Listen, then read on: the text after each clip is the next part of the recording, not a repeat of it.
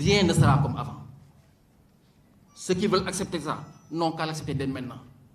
Et que le président de la République se tienne pour dire qu'à chaque fois qu'il voudra passer une loi qui n'est pas conforme aux aspirations du groupe sénégalais, c'est la gendarmerie qui le passera.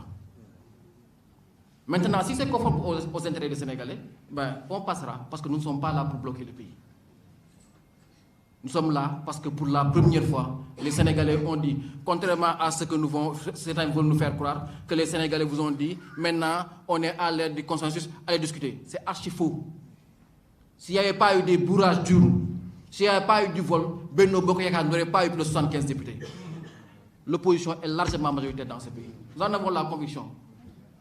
Mais comme le président a ouvert la phase de combat, qu'il sache nous que nous paraît fouf. Nous sommes plus que prêts.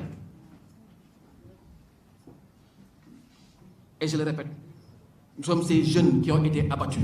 Et c'est pour ça que nous mettrons en place des commissions d'enquête parlementaire pour élucider tous ces meurtres. Vous avez les images aux Parcelles. Cet homme en tenue-là qui sort, qui arme, qui vise et qui abat un jeune. On en fait quoi de ces morts-là? Les médias nous intéressent. Moi, je suis à la ville de Dakar. J'ai des collègues qui sont morts dans le cas. J'ai mon collègue Yaya qui est tombé malade en prison et qui sont morts. Mais rendez-vous compte, vous prenez un maire comme Barthélémy Dias, qui a été élu avec plus de 100 000 voix d'avance sur le parti au pouvoir. Il n'est pas temps qu'on parle du statut de l'élu local. Ahmed Aïdara, qui a été élu avec des milliers de voix, n'a pas d'immunité, là où un député qui est passé avec 40 000 voix a une immunité parlementaire, qui est passé au prix Forest. Donc demain, on peut prendre mon ami Bara et le mettre en prison. La question du statut de l'élu local, on n'en parle pas.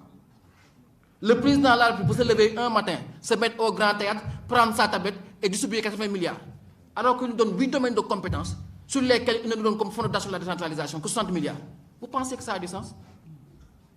Et quand il y a des inondations, c'est eux. Mais les collègues maires là, dans bientôt quelques jours, après les inondations, vont devoir affronter des écoles avec les opérations ODIAS pour nettoyer les écoles et préparer l'endroit des enfants. Ils n'ont rien en caisse parce qu'ils n'ont pas le fondation de la décentralisation. Pendant ce temps-là, le président a distribué 60 milliards à ses militants.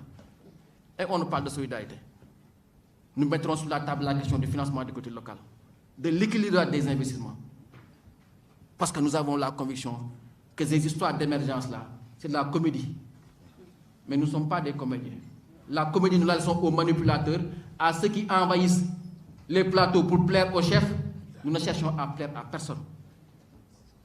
Même pas à nos leaders. Nous croyons en Dieu. Et par la grâce de Dieu, nous sommes appelés à servir nos peuples. Vous pensez comme se moquer de moi, Mansour Faye, un petit agent de mairie ne peut pas me battre à Saint-Louis. Je le bats depuis de 10 000 voix. Vous pensez que c'est par magie? C'est Dieu qui l'a voulu ainsi. Et je ne suis pas au Parlement pour plaire à qui que ce soit. Je ferai ce qui plaît aux Sénégalais. Je ne suis ni le député de Tahaou, ni le député. On est des députés du peuple. Et c'est ça que nous sommes. Ni plus, ni moins. Merci beaucoup.